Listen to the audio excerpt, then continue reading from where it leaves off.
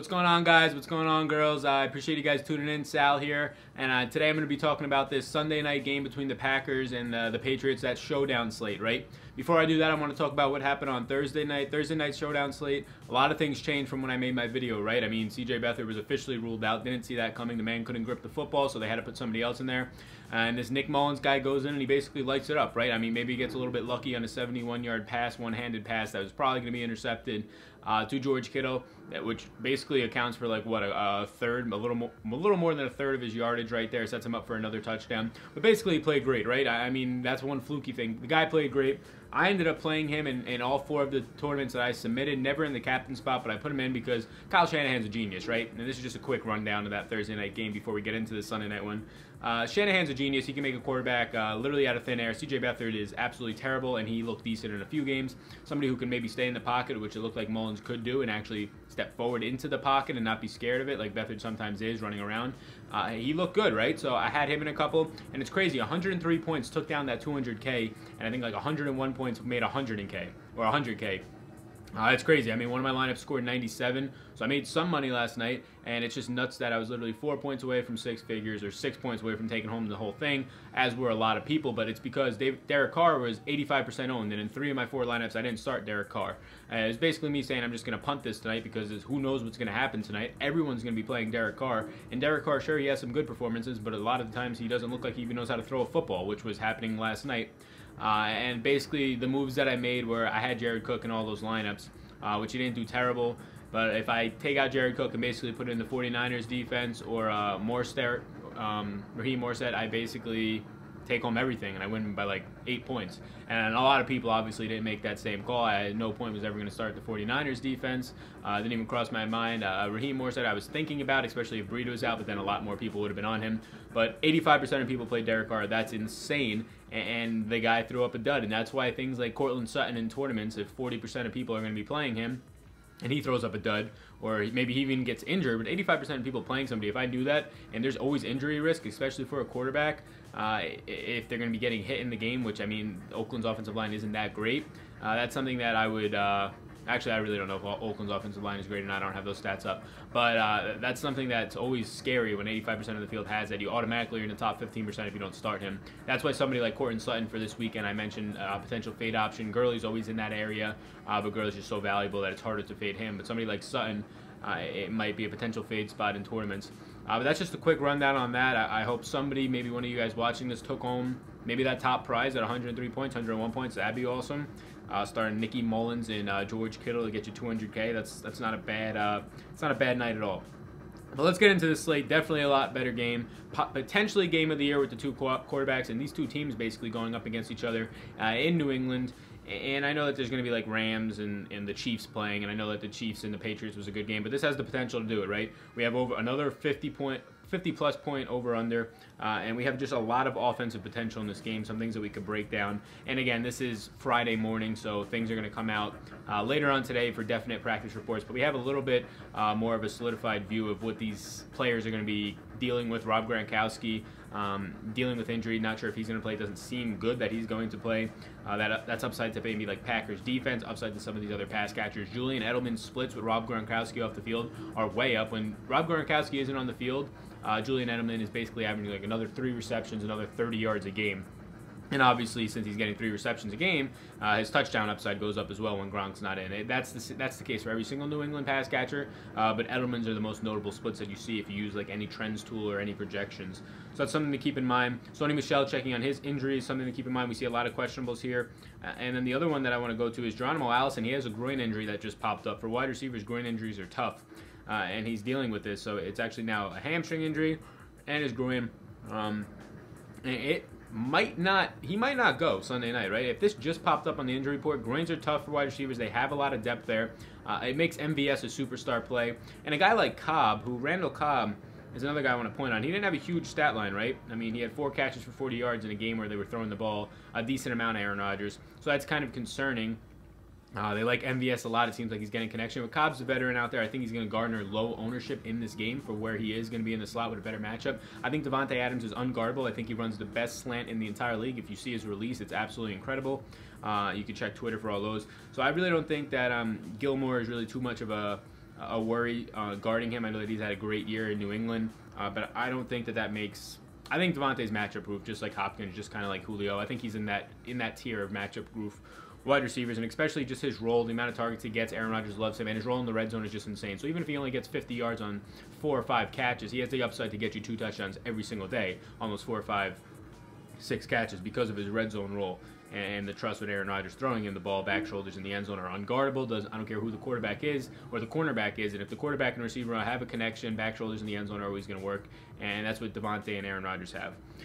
So that's just really just touching on the Green Bay receivers to start this thing out. But I'll get back to Cobb here. So just looking at Cobb, I like Cobb. He's going to continue to get targets. I think especially if Allison's out of the lineup and Ty Montgomery's not there anymore, who garnered like 2 to 3 targets a game maybe. So I think that helps. Like we'll get to Aaron Jones. There's just so much offense to go around in this game. I think we should just start building, honestly, a lineup after just checking on what's going on with Sony Michel. Remain limited in practice. Seems like he'll be a go. They didn't do anything with Kenyon Barner the last time they made James White basically a 3-down back. So we could see Sony Michel coming back in. Green Bay against the run, a little better than most. I think they're a little better than middle of the pack. I think Kenny Clark's an elite run stopper. Not a lot of people know about him. Mike Daniels is obviously an elite nose tackle who can stop the run as well and cause pressure. So I don't know if I'm high on the Sony Michel, but in a high-scoring game, anybody's possible. Let's try and build a tournament lineup, though. And like I said, I love MVS, and I like Cobb. I think Cobb is going to be one of the lower-owned guys in this game because a lot of people are going to like MVS, especially if Allison's out, and rightfully so, but Cobb's right around that same range. So let's see if we put Cobb in the captain spot. And we saw Cobb week 1 go off against the Bears, right? He went off for, what is it, probably 30 points, 32 points, yeah, because he had the long touchdown, 9 catches on 10 receptions. He's still getting the targets out there. He came back off injury, still got 5 targets, and he played a decent amount of the snaps, right? If Allison's not there, he's going to play a little more snaps. He'll be in on all those 3 to 4 wide receiver spreads. You'll see more Brown, who I think ultimately after this year, Goot, their general manager, just letting all these veterans go. He doesn't want anybody who's not there for the team, and he wants to make money, he wants to make moves, he wants his roster to come in. I think Brown's a guy that we could see. He's been limited as well, but he can take over slot games or plays in the slot. I'm not sure why his game log isn't here. He's actually had a decent couple of games for the Packers this year, making a huge catch to set them up against the 49ers. But let's start this with Cobb at 8,400. I think that's a solid price. For a guy who's going to see 5 targets, has the upside to see double-digit targets, and has, yeah, they're low A-dot targets, but he has red zone potential. He's always been active for the Packers in the red zone. This is a tournament play, right? If I'm going cash, I'm not going to be going Cobb. He's not one of the highest projected players, but this is a tournament play. This is a guy I see who can get in the end zone twice, and I see a guy that I think, like Pierre Garçon being less than 5% or 5% owned last night in the Thursday night slate, I could see Cobb being like 10% or less owned, and if he's 10% owned overall in the captain spot, he's probably going to be like 5% owned or less. So if he does have the upside of doing what he did week 1, catching 2 touchdowns, I like him in this spot. And this is a game now where you got to choose. Do you want Aaron Rodgers? Do you want Tom Brady? Can you fit them both? It's going to be a pass-heavy game, right? I mean, both secondaries, the Packers have been improving in the secondary. Both are pretty middle of the pack right now. I think the Packers are actually going to get more towards elite. They're elite in pass rush right now, which is actually very surprising. They're like top 5. They were 5 last week, coming into last week, in pass rush, getting pressure on the QB, hitting the QB. There's a couple of stats to point out here. Aaron Rodgers, he leads the league, and he's about to shatter the record. He has 32 throwaways or something in that area, which is absolutely insane. And Tom Brady is second this year in overthrown balls or just misthrown balls at 21%. I think he only trails Mitchell Trubisky, I believe, and the other quarterbacks in that top 5 are like Josh Rosen, Josh Allen, Sam Darnold. It's all these rookies, right? All these younger guys, and Brady's in that area. And basically, his completions are probably at like 3 yards, right? His average completion, because he throws it down to James White, he checks it down to Edelman. They love to throw this wide receiver screen with Cordell Patterson, Julian Edelman. And he's not going down the field. Part of that is because Gronk's out. Part of that's because he hasn't had a whole year with Josh Gordon, so they really haven't had a deep threat. And part of it's because he can't just throw the ball downfield anymore, and their offense isn't built that way. They're actually having success with screens, so why not do it? So Brady might be the guy that I actually fade in this situation. Sure, he's a candidate to go for 300 yards and 3 touchdowns. I think I like the Packers secondary. Rodgers is a guy that I think, if anything, they're going to be playing from behind, as they are 5.5-point underdogs as the line stands right now.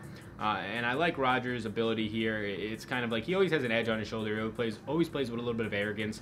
I kind of like him to say, you know what, this is me versus Brady. Last time I got the better half of him. Last time he played him, he had a good game. Jordy Nelson scoring right before the half. Randall Cobb winning it on a third or fourth down throw. To ice it out and knee it. I like Aaron Rodgers in this spot over Tom Brady, but obviously it's flipping a coin at that point. I just like him being possibly trailing, having to throw the ball a little bit more. And that brings up another thing, though, that I do like, and that's Aaron Jones. Aaron Jones, they finally committed to him somewhat last week, and I'm not sure why none of these game logs are up here. This is kind of annoying, but he had 12 carries for like 70-something yards. He's just been averaging 5 or 6 yards a carry every single game. He's averaging like 5.6 yards a carry in his career, which is the highest point out of any running back in the NFL who have like 100 carries right now.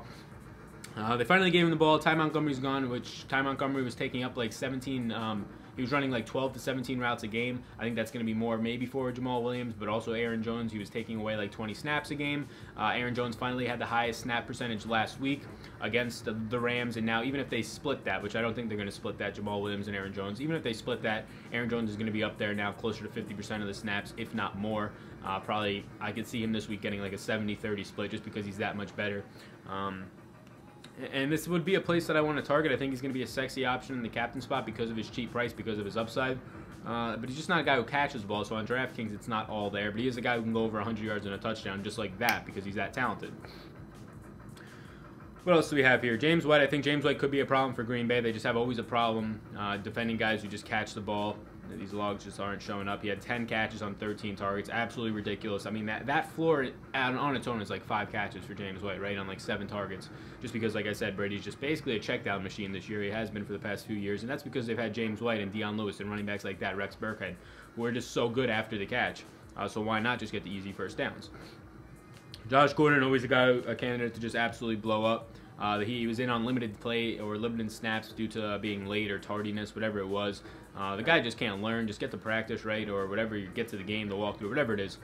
He just can't learn. Seems like Gronk's going to be out, so I do think that opens up some stuff for Julian Edelman. Julian Edelman has been dealing with an injury, though, limited in practice. So you do like to see that. I think that Jair Alexander on the outside can lock down Josh Gordon, right? I think Josh Gordon's great, but Jair has been incredible. Josh Gordon isn't in that tier of unguardable like I think Devontae Adams is. I think he was at one point, but I think he's slowed down a little bit, especially since he's like 3 or 4 years removed from his like insane season where he played like 12 games and led the league in receiving. But I like Edelman this week, especially if Gronk's off the field, so that's kind of like an if-then thing. And we want to talk about game flow here. I'm kind of predicting this to be a shootout if I'm putting Cobb in my captain spot, starting Edelman and Rodgers in this way, which means that I might stay away from the running backs. If it is a shootout, James White's probably going to get work. You want to get James White in there. And now you have a decent amount of money, right? You can get Jimmy Graham. It says he's questionable, but I think he's going to be fine to play. You can get a guy like Jimmy Graham here, who is a red zone threat. You can get a guy like Chris Hogan if Gronk's out. That opens up a little bit more for him. Not sure I like that. Let's throw in MVS at 5,800. Now, this is if Allison's out, which it looks like that's going to happen, and Gronk's out, which it also looks like that's going to happen. So we have a pretty even balance here. We have the 2 other receivers aside from Devontae Adams. Let's say Adams does get locked down or does have not a huge Adams game in this situation where a lot of people are going to have ownership on Adams. Maybe you get yourself a differentiated lineup here. And now this is the thing. If you're not making it too differentiated, like last night, nobody had all of the 49ers players. Majority of people didn't. 85% had Derek Carr. That's why one person took home $200K. Second place. All the places weren't tied, right? Nobody was tied. They were tied down below where everybody had Oakland players or some 49ers, some Oakland. Nobody saw that game going as the 49ers being a blowout. The people who took a chance on that basically came up huge, right? If you played all the 49ers players outside of Goodwin, you did good last night. So in this one, we're playing all well-known guys, so chances are somebody's going to have this lineup because people submit 150 lineups. So odds are they're going to have this as one of their lineups. If you wanted to go somewhere where people wouldn't have a lineup, you'd have to do something like this. Put Brown in there, and then you have 4,800, and you can come up and maybe you get Brady or something like that. But still, that's going to be a lineup that I could see people having. We'd have to see the reports on what Allison's doing, like I said again. But other than that, there's really nobody down here that Dwayne Allen maybe falls into the end zone, but I don't think his 7 points aren't going to be topped by somebody else. Dorsett's not getting any work. Barner not getting any work. Cordell Patterson's interesting just because he does get some work. He was running the ball in the backfield last game. Rushed 10 times for 38 yards, eating up the clock at the end of the game. That's not going to happen again, especially if, or it could actually happen again, but I do think Sony Michel will be back. Sony Michel is a good back, but he's not PPR viable, so I don't think I want to start him this week against a decent front for the Packers. As we mentioned before, the kickers in this one, 2 of the best kickers in the game, 2 of the most consistent, even though Crosby had that awful game this year. That's really just one awful game that he's had. 2 of the most consistent. Defenses, I'm not really sure I like either, but if I had to pick one, I'd probably go with the Packers. I think they just have the more talented defense. I think Brady's the worst currently. I'm not going to go GOAT status, even though I also think that's Rodgers. But I think Brady, in this environment, even though he is at home, I think he's the worst play. between the two. Jamal Williams, he's a sneaky guy at $2,000. He's going to probably still get like 5 to 10 carries in this offense. He'll get a target or two. Can be a guy that could be a sneaky tournament winner for you. But let's go with what we had before in James White here. He'll be a heavily targeted guy. And then you can fit Aaron Jones in. You can go with a kicker. I think Aaron Jones is a sneaky play there. Basically, you're sucking up all the Packers' touchdowns unless Jamal Williams gets in on one. You're sucking up all the Packers' touchdowns with Rodgers and Aaron Jones. Aaron Jones is a guy that I do like in this situation, but I think he's going to be the most owned guy due to his price. So if you want to differentiate yourself a little bit, maybe you go down here and you go for a kicker. The Packers seem to have troubles in the red zone. Maybe you go Mason Crosby. $2,800, not a lot of people are going to want to leave a lot of money left over, right? If you leave it left over, you probably have a better chance of differentiating your lineup. I like Cobb in this captain spot, but you can also build it another way.